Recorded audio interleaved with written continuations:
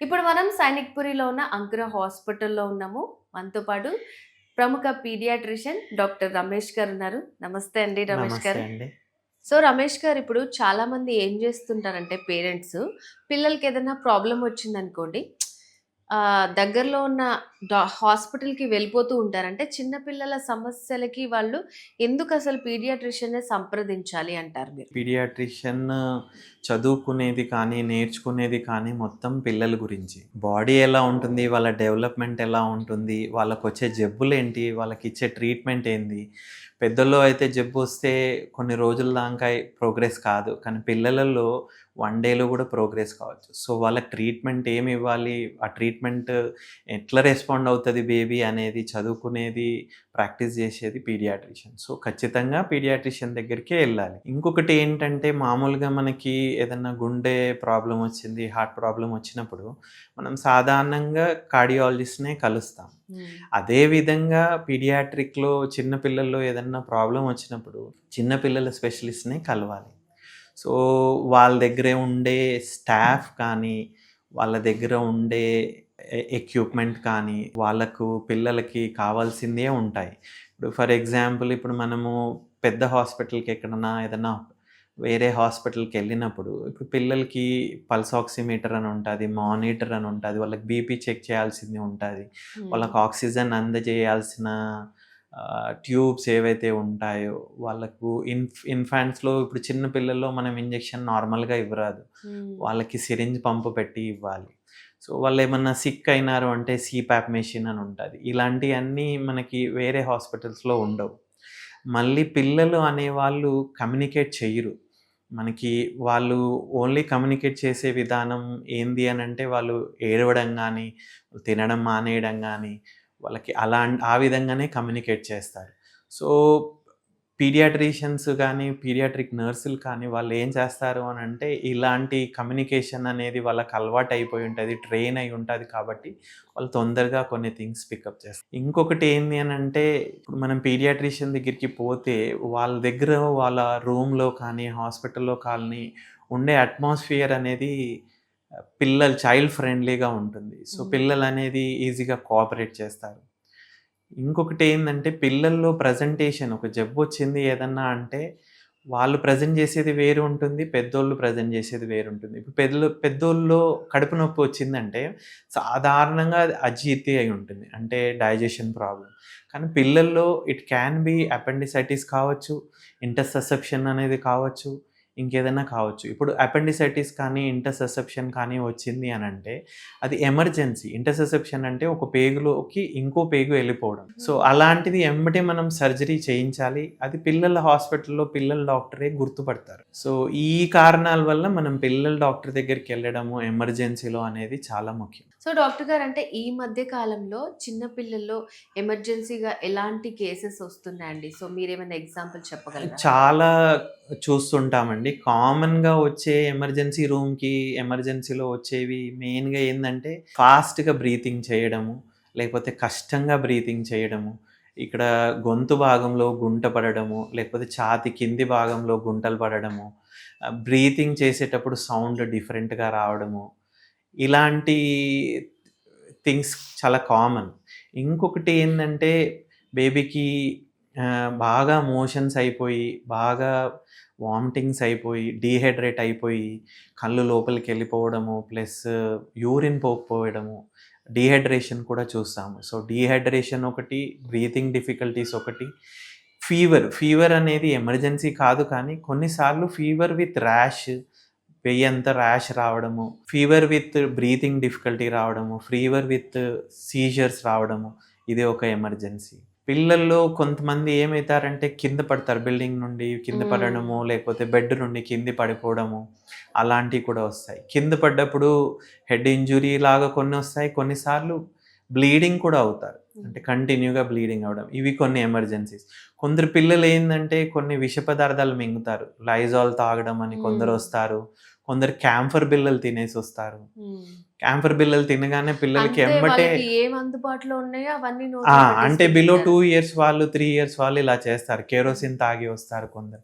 ఇలాంటివి చాలా ఫస్ట్‌లో ఏం కావు కొద్దిసేపు కానీ, కొద్దిసేపు అయ్యాక వాళ్ళకి ఫిట్స్ రావడం కానీ, బ్రీతింగ్ డిఫికల్టీ ఓకే. రావడం గానీ, సో ఇలాంటియి చాలా వస్తుంటాయి.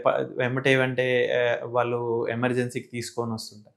కొన్నిసార్లు ఏమవుతుందంటే, ఇప్పుడు మేము ఒక వారం క్రితము ఒక బేబీ అన్‌కాన్షియస్‌గా వచ్చింది కంప్లీట్‌గా. హ్మ్. ఏది చూసినా వాళ్ళు పేరెంట్స్ మాకెందుకిలా అయింది తెలుస్తలేదు అన్నారు. సో, బేబీని మానిటర్‌కి కనెక్ట్ చేసి మామూలుగా బీపీ చూస్తారు, సాచురేషన్ చూస్తారు.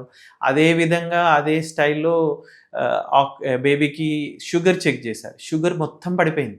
మామూలుగా 80 పైన ఉండాలి. సో, బేబీకి 25 పడిపోయింది అనంగానే బేబీకి షుగర్ ఎక్కియగానే ఐవీలో లేచి కూర్చున్నాడు. హ్మ్. సో, ఇప్పుడు మాకు అర్థమైందేందంటే అక్కడ వాళ్ళ grandparents are diabetic. So, ఆ ఓకే. బిళ్ళలు మింగాడు వాడు. ఆ బిళ్ళలు మింగేసి వచ్చాడు. ఇంకొంచెం మనం కరెక్ట్ టైంలో తీసుకురాకపోతే పిల్లోడికి ఫిట్స్ వస్తాయి. ఇంకా కడుపు నొప్పి అని చాలామంది వస్తుంటారు. కడుపు నొప్పి మోషన్ గట్టిగా అయినా కడుపు నొప్పి హ్మ్. వస్తుంది. కడుపులో ఇన్ఫెక్షన్ అయినా కడుపు నొప్పి. సో, కొన్నిసార్లు సివియర్‌గా ఉంది అంటే మనం అపెండిసైటిస్ రూల్ ఔట్ చేయాలి. కొన్నిసార్లు మూర్ఛ అంటే ఫిట్స్, సీజర్స్ అని కొందరు వస్తుంటారు. హ్మ్. మామూలుగా పిల్లల్లో బిలో 6 ఇయర్స్ వాళ్ళకి ఫీవర్ హై ఉన్నప్పుడు కూడా ఫిట్స్ వచ్చే అవకాశం ఉంటుంది. అవి నార్మల్‌గా ఫీవర్‌ని కంట్రోల్ చేస్తే తగ్గిపోతాయి. కొన్ని కంటిన్యూయస్‌గా ఫిట్స్ వచ్చే ఇవుంటాయి జబ్బు. సో, అలాంటివి కూడా వస్తుంటాయి. కొన్నిసార్లు మీద చాయ్ పోసుకొని, లేపోతే హీటర్‌ని హ్మ్. ముట్టాడు అని, కొందరు సాంబ్రాణి పడుతుంటే కింద పడ్డాదని, ఇలా బర్న్స్‌తోని కొందరు వస్తుంటారు. రెడ్ ఫ్లాగ్ డిసీజెస్ అంటే ఏంటి? సో, వాటి లక్షణాలు ఎట్లా ఉంటాయంటారు? అంటే ఇప్పటిదాకా మాట్లాడింది ఏందంటే, మనం ఎమర్జెన్సీకి ఏ కేసులొస్తాయి అని మాట్లాడినాం. అవును. ఈ రెడ్ ఫ్లాగ్ సైన్స్ ఏందంటే, ఈ వార్నింగ్ సైన్స్ మదర్ పికప్ చేసుకోవాలి. అంటే హ్మ్. పేరెంట్స్ పికప్ చేసుకోవాలి. అంటే ఈ రెడ్ ఫ్లాగ్ సైన్స్‌లో మెయిన్ ఏంది అనంటే, ఇప్పుడు మనం మాట్లాడుకున్నట్టు బ్రీతింగ్ ప్రాబ్లమ్. రాత్రంతా దగ్గి, బ్రీతింగ్ ఫాస్ట్‌గా తీసుకోవడము, బ్రీతింగ్ తీసుకునేటప్పుడు గొంతులు పడడము, ఛాతీ భాగంలో కానీ, గొంతు భాగంలో కానీ, లేపోతే పెదవులు కానీ, పెరిఫెరీస్ కానీ నీలిరంగుగా మారడము. హ్మ్. ఇది ఒక రెడ్ ఫ్లాగ్ సైన్. బేబీకి ఇప్పుడు హై ఫీవరొచ్చి సరింగా తినట్లేదు చిన్న బేబీ. బాగా ఇరిటబుల్ ఉంది. రాత్రంతా ఏడుస్తుంది. రాత్రంతా పడుకోలేదు. చికాకు చేస్తుంది అంటే ఒక నార్మల్ బేబీ అలా చేయదు నార్మల్ ఫీవర్ అయితే. ఏదైనా వేరే వార్నింగ్ సైన్స్ ఉన్న బేబీకే అట్లా చేస్తాయి. సో, చిన్న పిల్లలు బిలో 1 ఇయర్స్ ఎవరైతే ఫీడింగ్ సరింగా మానేశారు, బాగా చికాకుగా ఉన్నారు, ఫీవర్ ఉంది అనంటే అది మెదడు వాపు కావచ్చు. అంటే హ్మ్. మెనింజైటిస్ అంటారు దాన్ని. సో, అది ఒక వార్నింగ్ సైన్. ఫిట్స్ వచ్చినాయి అంటే మనకు ఒకసారి వచ్చి ఆగిపోయాయి అని చాలామంది తీసుకురారు. హ్మ్. అలాంటప్పుడు ఏమవుతుందంటే రెండోసారి, మూడోసారి చాలా కంటిన్యూయస్‌గా వస్తాయి. కంటిన్యూగా బేబీకి నాకు ఒక దగ్గర పెయిన్ వస్తుంది అంటే పొట్టలోనే పెయిన్ వస్తుంది, హెడ్‌లోనే పెయిన్ వస్తుంది అంటే కంటిన్యూగా హెడేక్ వస్తుంది అంటే కూడా ఒక వార్నింగ్ సైన్. మదర్‌కి తెలియాలి కంటిన్యూగా ఒకటే చోట చెప్తున్నాడు వీడు అంటే హాస్పిటల్‌కి తీసుకెళ్ళాలి అని. డీహైడ్రేషన్ ఇంకొకటి. డీహైడ్రేషన్ మదర్‌కి తెలీదు కానీ కంటిన్యూగా వాంతులవుతున్నాయి, కంటిన్యూగా మోషన్స్ అవుతున్నాయి అనంటే డీహైడ్రేషన్‌కెళ్ళే ఛాన్స్ ఉంటాయి. సో, మదర్ ముందే ఎళ్ళిపోవాలి డాక్టర్ దగ్గరికి. ప్లస్ బేబీ చిన్న బేబీ బిలో 6 మంత్స్ మనం ఎంత లేపినా లెవ్వట్లేదు. బిహేవియర్ చేంజెస్ వచ్చేసినాయి. బేబీ అంటే పడుకొనే ఉంటుంది. హ్మ్. అసలు లెవ్వట్లేదు మనం లేపితే అంటే ఇన్ఫెక్షన్ అయిందా? మరి ఏం ప్రాబ్లమ్ అయింది అనేది కూడా ఒక వార్నింగ్ సైన్. హుహు. నెక్స్ట్ ఏమన్నా మన కదలిక ఇప్పుడు బేబీ నడిచే బేబీ అనుకోండి. సడెన్‌గా నడవడం మానేసింది. చెయ్యి పని చేయట్లేదు. చెయ్యి ఏమన్నా పడ్డాక చెయ్యి ఎత్తట్లేదు. చెయ్యి హ్మ్. ఆడించట్లేదు. కాలు ఆడించట్లేదు. అలాంటివి ఒక వార్నింగ్ సైన్స్. నెక్స్ట్ పడ్డప్పుడు చాలామంది మనం డిస్కస్ చేసినప్పుడు తలకి దెబ్బ తాకితే ఇప్పుడు బానే ఉంది. మనకేముంది ఏం కాలేదు కదా బేబీకి అనుకుంటారు. హ్మ్. కానీ పడ్డాక కొన్ని బేబీస్‌కి బ్లీడ్ అయ్యి 24 అవర్స్‌లో అంటే లోపల బ్లీడ్ అవుతుంది. మనకు తెలీదు. హుహు. సో, 24 అవర్స్, 48 అవర్స్‌లో కూడా ప్రాబ్లమ్స్ వచ్చే ఛాన్సెస్ ఉంటాయి. ఓకే. సో, ఇవన్నీ మదర్ తొందరగా గుర్తుపట్టి, తొందరగా పీడియాట్రిషియన్ దగ్గరికి తీసుకొస్తే, అది ఎమర్జెన్సీలాగా మారడము ఆపొచ్చు మనం ట్రీట్మెంట్ సో, ఇస్తే ఇవన్నీ గూడా ప్రాణాపాయం. రెడ్ ఫ్లాగ్ లక్షణాలనమాట. సో, ఇవి వార్నింగ్ సైన్స్ కంపల్సరీగా మదర్‌కి. పేరెంట్స్ అందరూ గుర్తుపెట్టుకోవాల్సిన విషయం. గుర్తుపెట్టుకోవాల్సింది. సో, డాక్టర్ గారు ఇప్పుడు చాలామందేంటంటే పెద్దవాళ్ళలాగా మనకి ఏదన్నా కోల్డ్, కాఫ్ అలాంటివి వచ్చినప్పుడు చిన్న చిన్న డిసీజెస్‌కి డాక్టర్ దాకా ఎందుకులే మెడికల్ షాప్‌కెళ్ళి తెచ్చేసుకుందామని ఆలోచిస్తూ ఉంటారు. సో, అవునండి. ఒక్కొక్కసారి అట్లాంటిది పిల్లలకి గూడా అప్లై చేస్తూ ఉంటారు. అవును. సో, మరి పిల్లల్ని మనం ఏ కేటగిరీ నుంచి వాళ్ళని కిడ్స్ లాగా అనుకోవచ్చంటారు? 0 టు అంటే మామూలుగా మీరన్నట్టు కెమిస్ట్ దగ్గరికెళ్ళే వాళ్ళు చాలామందుంటారు. ప్రిస్క్రిప్షన్ రిపీట్ చేసేవాళ్ళు కూడా ఉంటారు. ఇప్పుడు యెస్. మనం లాస్ట్ టైమ్ ప్రిస్క్రిప్షన్ ఇచ్చాం ఫీవర్‌కి అంటే, హ్మ్. ఫీవర్ మందు వాడేస్తారు. ఫీవర్ మందు వాడడము, దగ్గు, జలుబు మందు వాడడం 1, 2 డేస్ వరకు ఓకే. కానీ హ్మ్. చాలామంది యాంటీబయాటిక్స్ కూడా ఇచ్చేస్తుంటారు. హ్మ్. కెమిస్ట్ దగ్గర యాంటీబయాటిక్ ఇచ్చేస్తారు. లేకపోతే పాత ప్రిస్క్రిప్షన్‌లో యాంటీబయాటిక్ ఉంది అంటే, హ్మ్. యాంటీబయాటిక్ వాడేస్తుంటారు. సో, వీటి వల్ల ఏమవుతుంది అనంటే, వాడికి అవసరం ఉన్నా లేకున్నా యాంటీబయాటిక్ ఇవ్వడము, అవసరం ఉండి స్ట్రాంగ్ యాంటీబయాటిక్ ఇవ్వాల్సింది మనం బేబీని అడ్మిషన్ కాకుండా సేవ్ చేయాలనే యాంటీబయాటిక్ కాకుండా మనం నార్మల్ యాంటీబయాటిక్ పెట్టుంటే అది వాడడము. హ్మ్. 2 విధాలుగా నష్టమవుతుంది. వాళ్ళు కెమిస్ట్ మందు ఇచ్చినా కానీ, ఇప్పుడు పిల్లల్లో ఏమవుతుంది అనంటే, పిల్లల్లో వాళ్ళు చెప్పలేరు అదొకటి. సెకండ్ థింగ్ ఏందంటే, కొన్ని మందులు పెద్దోళ్ళకి ఇవ్వగలుగుతాం మనము. హ్మ్. అదే మందు అదే జబ్బుకి పిల్లోల్లో ఇయ్యరాదు. అంటే కొన్ని కొంచెం కొన్ని కాంట్రడిక్షన్ పెద్దగయిపోయారు. ఉంటాయి. 10 ఇయర్స్, 12 ఇయర్స్ ఉన్నాయినా పర్లేదు అని అనుకుంటూ ఉంటారు. సో, వాళ్ళని గూడా చిన్న పిల్లల కేటగిరీలోకి వస్తారా? సో, ఏ ఏజ్ వరకి అంటే అంటారండి? బిలో 2 ఇయర్స్ వరకైతే చాలా జాగ్రత్తగా ఉండాలండి. హ్మ్. నెక్స్ట్ ఏందంటే పిల్లల్లో మందు ఇస్తడం అనేది ముఖ్యం కాదు. ఏం మందు ఇస్తున్నాం అని ముఖ్యం కాదు. వాళ్ళ వెయిట్ తగ్గట్టు ఇవ్వాలి. ఎంత మోతాదులో ఇవ్వాలి, ఎన్ని రోజులు ఇవ్వాలి, ఎంత గ్యాప్‌లో ఇవ్వాలి, ఎన్ని ఎంజీ ఇవ్వాలి. అది పెద్ద డాక్టర్‌కి కానీ, ఇప్పుడు పీడియాట్రిషియన్‌కే తెలుస్తుందది. అది హ్మ్. కెమిస్ట్ గాని, పెద్దవాళ్ళ డాక్టర్‌కి కానీ అలా తెలీదు. ఇంకొకటి మనము ఈ రెడ్ ఫ్లాగ్ సైన్స్, ఈ హ్మ్. డేంజర్ సైన్స్, హ్మ్. ఈ ఎమర్జెన్సీకొచ్చేది డిస్కస్ చేశాం గదా! హ్మ్. అవి వాళ్ళకి తెలవదు. హ్మ్. ఇప్పుడు ఓన్లీ కాఫ్ అని పోయారనుకోండి, కాఫ్ మెడిసిన్ ఇస్తారు. హ్మ్. నెక్స్ట్ డే వాడు ఫీవర్ అని ఎళ్తాడు. హ్మ్. ఫీవర్‌కి మెడిసిన్ ఇస్తాడు. సో, కాఫ్, ఫీవర్ ఒక 3, 4 డేస్ అయిపోయిందంటే అది ముదిరిపోయి నిమోనియా లాగా కావచ్చు బేబీకి. So, okay. నిమోనియా అయిందంటే అడ్మిట్ అవుతాడు. ఇప్పుడు చిన్న దాని గురించి మనం పీడియాట్రిషియన్ దగ్గరికి కాకుండా, మనం మెడికల్ షాప్‌కెళ్ళి లేకపోతే మన దగ్గరలో ఉన్న డాక్టర్‌కెళ్ళి ఇలా తెచ్చుకోవడం అవుతుంది. సో, వాళ్ళకి దాంట్లో డయాగ్నోసిస్ లేట్ అవుతది. ట్రీట్మెంట్ సరింగా అవ్వదు. హ్మ్. రెడ్ ఫ్లాగ్ సైన్స్ పికప్ జెయ్యరు. డోసేజ్ ఎంతివ్వాలి అని తెలీదు. వాళ్ళకి వీళ్ళ పిల్లలు ఎలా డీల్ జేస్తారు, పిల్లల్ని ఎలా అవుతుంది, వాళ్ళ ఇమ్యూన్ సిస్టమ్ వేరుంటుంది, ఇవన్నీ చేయలేరు వాళ్ళు. హ్మ్. సో, పీడియాట్రిషియన్ దగ్గరికి పోయిందే బెటర్. ఓకే. సో, డాక్టర్ గారు ఇప్పుడు చిన్న పిల్లల్లో అంటే బిలో 5 ఇయర్స్ లోపు వాళ్ళంతా తెలియకుండా వాళ్ళంతా చిన్న చిన్న గాయాలు గానివ్వండి చేసుకోవడం, లేదంటే ఒక్కొక్కసారి బ్రీతింగ్ ఆగిపోయేలాగా ఏదో ఒకటి తినేయటము, ఇట్లా కట్ చేసుకోవటం, పిల్లలన్నాక ఇలాంటివన్నీ కామన్‌గా జరుగుతూ ఉంటాయి ప్రతి ఫ్యామిలీలో. సో, ఇట్లాంటివయినప్పుడు ఇమ్మీడియేట్‌గా ఏంటంటే ఇంట్లో వాళ్ళు టెన్షన్ పడిపోయి వాళ్ళకి ఓన్‌గా ఏదైందో అది చేస్తూ ఉంటారు. సో, ఇలాంటివన్నీ జరిగినప్పుడు ఎలాంటి ప్రికాషన్స్ తీసుకోవాలి? డాక్టర్‌ని వెంటనే కన్సల్ట్ చేయాలా? అంటే మనం ప్రికాషన్స్ అనేవి ఇప్పుడు ఫర్ ఎగ్జాంపుల్ మన ఇంట్లో లైజాల్ ఉంది, హ్మ్. లేకపోతే ఏదన్నా కెమికల్ ఉంది, మనం పెద్దవాళ్ళ మందులున్నాయి మన దగ్గర, హ్మ్.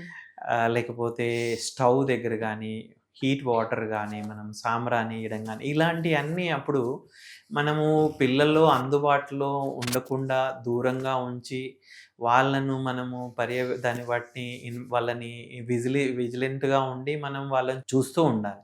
ఎప్పుడైనా దెబ్బ తాకింది అంటే చిన్న గాయమైంది, బ్లీడింగ్ ఆగిపోయింది అనంటే మనం మెల్లిగా తర్వాత డాక్టర్‌ని కలవచ్చు. కానీ పడ్డప్పుడు బ్లీడింగ్ అనేది కంటిన్యూగా వస్తుంది. కానీ పడ్డప్పుడు వాడికి చెయ్యిలో దెబ్బ తాకింది. ఆ చెయ్యి లేపట్లేదు అన్నప్పుడు, పడ్డప్పుడు తలకు తాకింది, లేకపోతే తల కింద పడ్డప్పుడు స్పృహ తప్పిపోయింది, లేకపోతే వాడికి ఫిట్స్ లాగా వస్తున్నాయి, పడ్డాక వామిటింగ్స్ అవుతున్నాయి అన్నప్పుడు డాక్టర్ దగ్గరికెళ్ళాలి. హ్మ్. లేదు చిన్న గాయమైంది అనంటే మనం యాంటీసెప్టిక్ ప్రికాషన్స్, యాంటీసెప్టిక్ క్రీమ్ పెట్టి ఇంట్లో చూసుకోవచ్చు. సో, డాక్టర్ గారు చాలామందేంటంటే చిన్న పిల్లల్లో వచ్చే డిసీజెస్, పెద్దవాళ్ళలో వచ్చేవి కొంచెం ఈక్వల్ అట్లా కంపేర్ జేస్తూ ఉంటారు. పిల్లల్లో ఏవి మనం అసలు త్వరగా గుర్తించాలి? అవి సీరియస్ కింద మారే ఛాన్సెస్ ఉంటాయంటారు? అంటే ఇప్పుడు పిల్లలు అనేది వాళ్ళ బాడీ వేరండి. హ్మ్. పిల్లల్లో వాళ్ళ ఇమ్యూన్ సిస్టమ్ అనేది చాలా డిఫరెంట్‌గా ఉంటుంది. ఇప్పుడు మనం పెద్దవాళ్ళం. మనకి ఎన్నో వైరసెస్‌కి, మనం ఎన్నో ఇన్ఫెక్షన్స్‌కి మనకు ఆల్రెడీ ఎక్స్‌పోజ్ అయ్యి ఉంటాయి. సో, మన ఇమ్యూన్ సిస్టమ్ వాటి నుండి పోరాడగలుగుతాది.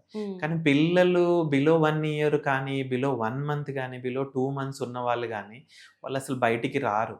సో, వాళ్ళకి ఏ జబ్బు వచ్చినా అది కొత్త జబ్బులా ఉంటది. వీళ్ళ ఇమ్యూన్ సిస్టమ్ అనేది ఇంకా అప్పటికి సరింగా రెస్పాండ్ అవ్వదు. రెస్పాండ్ అయినా గానీ కొన్నిసార్లు డాక్టర్ సహాయం అవసరం పడుతుంది. రెస్పాండ్ అయినా కానీ కొన్నిసార్లు లేట్ అవుతుంది. సో, అది ఇన్ఫెక్షన్‌ని పట్టి ఉంటుంది. ఇప్పుడు ఏదన్నా బ్యాక్టీరియల్ ఇన్ఫెక్షన్ సివియర్‌గా వచ్చింది అనంటే ఖచ్చితంగా వాళ్ళకి మందులు అవసరం. పీడియాట్రిషియన్ హెల్ప్ అవసరం. ఇంకొకటి ఏందంటే పిల్లల మెటబాలిజం అనేది ఫాస్ట్ ఉంటుంది. పిల్లల బాడీ అనేది బాడీ మాస్ అనేది చాలా చిన్నది. సో, ఇప్పుడు మనం పెద్దోళ్ళకి వామిటులైనా, మోషన్స్ అయినా, మనం డీహైడ్రేట్ అయినా గానీ మన బాడీ అనేది తట్టుకోగలుగుతది. ఇప్పుడు చిన్న పిల్లలకి ఆ రిజర్వ్ అనేది చాలా తక్కువుంటుంది. వాళ్ళ బాడీ మాస్, వాళ్ళ బాడీ మెటబాలిజం కంపేర్ చేస్తే. సో, వాళ్ళు తొందరగా డీహైడ్రేట్ అయిపోతారు. కొంచెం బ్లడ్ పోయినా గానీ వాళ్ళకి ప్రాబ్లమ్ అవుతుంది. వాళ్ళకి ఫీవర్ వచ్చిందన్నా గానీ చాలా హై అయిపోతుంది. 1, 2 డేస్‌లోనే వాళ్ళు డిటియోరేట్ అయితారు. మళ్ళీ వాళ్ళు ఎక్కువ టైం కూడా ఇవ్వరు మనకు. కొన్ని జబ్బులలో మనకి టైం కూడా ఇవ్వరు. ఇప్పుడు ఫర్ ఎగ్జాంపుల్ ఒక 6 మంత్స్ బేబీ ఉందనుకోండి. ఆ 6 మంత్స్ బేబీకి వైరల్ ఇన్ఫెక్షన్ వచ్చింది. వైరల్ ఇన్ఫెక్షన్ వస్తే కొందరికి అందులో ఏమవుతుందంటే ఫస్ట్ డే జస్ట్ కోల్డ్, ఫీవరే ఉంటుంది. Second day దగ్గొస్తుంది. ఓన్లీ కొంచెమే ఉంది కదా దగ్గు, జలుబు, జ్వరం మనం ఆగుదాం అనే లోపి వాళ్ళకి ఆయాసం రావడం స్టార్ట్ అవుతుంది. ఆయాసం అంటే దాన్ని బ్రాంకియోలైటిస్ అని ఒకటి ఉంటుంది. చాలా కామన్‌గా వస్తుంటది బ్రాంకియోలైటిస్ అనేది బిలో 6 మంత్స్, బిలో 1 ఇయర్ వాళ్ళకి. సో, అది జస్ట్ కోల్డ్, కాఫ్ చిన్నగానే ఉంది. మనం ఆగుదాము అనే లోపు అది బ్రాంకియోలైటిస్‌కి దారి. Bronchiolitis is common cause of admission in paediatrics అండి బిలో 1 ఇయర్ వాళ్ళకి. ఇంకొకటి ఇప్పుడు వాళ్ళకి ఓన్లీ వామిటింగ్ అయితుంది. పర్లేదు ఆగుదాము అనే లోపు అది వితిన్ 1, 2 డేస్‌లో వాళ్ళు డీహైడ్రేట్ అయిపోవడము అలాంటివి కూడా అవుతాయి. కొందరికి ఫీవర్ విత్ ర్యాష్ వచ్చిందనుకోండి. మనం మామూలుగా ర్యాష్ వచ్చింది అంటే పెద్దోళ్ళు ఏమనుకుంటాము, ఏముంది అడల్ట్ ర్యాష్ ఏం కాదు అనుకుంటాను. కానీ పిల్లల్లో ర్యాష్ విత్ ఫీవర్ వచ్చి డల్ అయితున్నారంటే, మనం ఒక గ్లాస్ తీసుకొని ఆ ర్యాష్ మీద ఇలా ఒత్తినామనుకోండి, ఆ ర్యాష్ పోవట్లేదు అనుకోండి, అది అన్‌బ్లాంచబుల్ ర్యాష్ అని అంటారన్నట్టు. సో, అది బ్లాంచ్ కాదు. అంటే అది పోదు. అలాగే ఉంటాది. అలాంటి ర్యాష్ విత్ ఫీవర్ చిన్న పిల్లల్లో కొంచెం ఇరిటబిలిటీ ఉంది అంటే మనం చాలా సీరియస్‌గా తీసుకోవాలి. సో, సో, కోల్డ్ వీళ్ళకి అలాంటివన్నీ గూడా ఏంటంటే, మదర్స్ అలా ఉన్నప్పుడు పిల్లలు గూడా ఏమి తాగడానికి, తినడానికి గూడా ఇష్టపడరు. సో, వాళ్ళేంటంటే తాగట్లేదు, తినట్లేదని నెగ్లెక్ట్ చేసి, ఆ ప్రాబ్లమ్ సీరియస్ అయిపోతూ ఉంటది. సో, డే 1 గుర్తించాలంటారు పేరెంట్స్. అంటే ఇప్పుడు మనం డిస్కస్ చేసిన రెడ్ ఫ్లాగ్ సైన్స్‌లో ఉన్నదాన్ని బట్టి అన్ని కోల్డ్స్ ప్రాబ్లమ్ కాదు. అన్ని దగ్గులు ఓకే. ప్రాబ్లమ్ కాదు. వాటితో జతగా వాళ్ళు బ్రీతింగ్ ప్రాబ్లమ్ అవుతుంది. 6 మంత్స్ లోపుండి డల్ అయిపోతున్నారు. అస్సలే ఫీడ్ తీసుకోవట్లేదు. లేకపోతే మనం రోజు రోజుకి మదర్ ఈజీగా గుర్తుపడుతుంది. యాక్టివిటీ ఎలా డల్ అవుతుంది అనేది. ఓకే. అలాంటి టైంలో కంగారు పడాలి. అంటే ప్రతి ఫీవర్ మనం కంగారు పడాలా అంటే కాదు. ప్రతి కోల్డ్‌కి మనం కంగారు పడాలంటే కాదు. ఓకే డాక్టర్ గారు. సో, ఫైనల్‌గా చిన్న పిల్లలున్న పేరెంట్స్‌కి మీరిచ్చే సజెషన్స్ ఏంటి?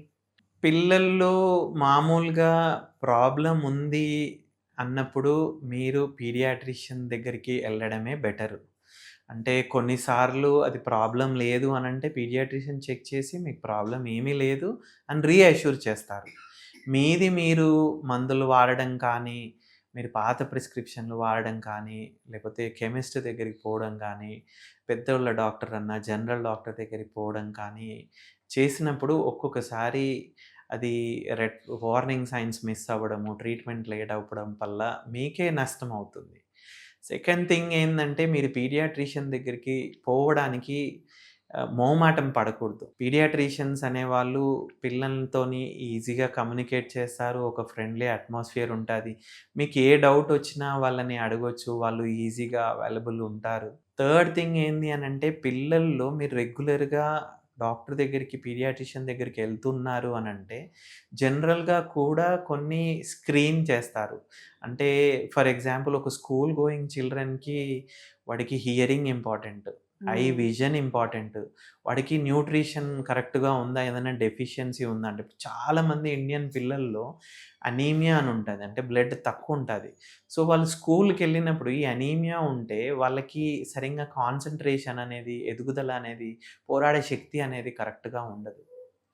ఇంకా పిల్లల డాక్టర్ దగ్గరికి ఎళ్తూ ఉంటే మీరు రెగ్యులర్‌గా స్క్రీనింగ్ చేస్తూ ఉంటే ఇమ్యునైజేషన్స్ ఏమన్నా ఉన్నాయా? వాక్సిన్స్ ఏమన్నా ఎయ్యాలా? డెవలప్‌మెంట్ సరింగా ఉందా? వీడి ఎదుగుదల కరెక్ట్‌గా ఉందా? వీడు కరెక్ట్‌గా ముందే గుర్తుపట్టి ఇచ్చేస్తూ ఉంటారు. థర్డ్ థింగ్ ఏందంటే పిల్లల్లో ఇమ్యూనిటీ పెరగాలి అనంటే కరెక్ట్ టైంలో తినిపియడము, ఫ్రూట్స్, వెజిటబుల్స్ ఇంక్లూడ్ చేయడం, బ్యాలెన్స్ డైట్ ఇవ్వడము, నిద్ర అనేది మినిమమ్ 8-10 అవర్స్ పడుకోబెట్టడము, ఔట్‌డోర్ యాక్టివిటీ గేమ్స్ ఏదన్నా ఆడిపియడం, ఔట్‌డోర్ యాక్టివిటీ స్విమ్మింగ్ గాని, సైక్లింగ్ గాని ఏది ఇంట్రెస్ట్ ఉంటే అది. థర్డ్ థింగ్ ఇంకా అంటే ఫోను తక్కువ చేయడము. హ్మ్. ప్లస్ రెగ్యులర్‌గా చెకప్స్ చేయించడము, వ్యాక్సినేషన్స్ ఏపియడము. ఇంకా అంటే ఎవరికన్నా జలుబు, దగ్గు, జ్వరంగా ఉంది అనంటే వాళ్ళ నుండి దూరంగా ఉండడము. మనకు జలుబు, దగ్గు, జ్వరం ఉందంటే మనము మాస్క్ పెట్టుకోవడం, శానిటైజర్ వాడడం ఇలాంటి జాగ్రత్తలు తీసుకోవాలి. ఓకే డాక్టర్ గారు. సో, చిన్న పిల్లలున్న పేరెంట్స్ సో, వాళ్ళకి వచ్చే డిసీజెస్ ఎట్లా ఉంటాయి? రెడ్ ఫ్లాగ్డ్ డిసీజెస్ లక్షణాలు ఏంటి? సో, పీడియాట్రిషియన్‌ని అండ్ ఇలాంటి హాస్పిటల్స్‌ని కన్సల్ట్ చేస్తే పేరెంట్స్‌కి ఎలాంటి యూజ్ ఉంటుందని చాలా బాగా ఎక్స్‌ప్లెయిన్ చేశారండి. Thank you so much. Thank you అండి. సో, వ్యూవర్స్ డాక్టర్ రమేష్ గారు చెప్పింది విన్నారు కదండీ! చిన్న పిల్లలున్నటువంటి పేరెంట్స్ చాలా జాగ్రత్తగా ఉండి పిల్లల్ని చాలా జాగ్రత్తగా చూసుకోండి. ప్రెజెంట్ వస్తున్న సీజన్ గూడా అలాగే ఉంది గాబట్టి అండ్ పిల్లలు ఎలాంటి సమస్యలున్నా సరే మీరు సనిక్పురిలో ఉన్న అంకుర హాస్పిటల్‌ని విజిట్ చేసి ఫుల్ డీటెయిల్స్ తెలుసుకోవచ్చు. ఏమైనా డౌట్స్ ఉంటే స్క్రీన్ మీద కనిపిస్తున్న నంబర్‌కి కాల్ చేయండి.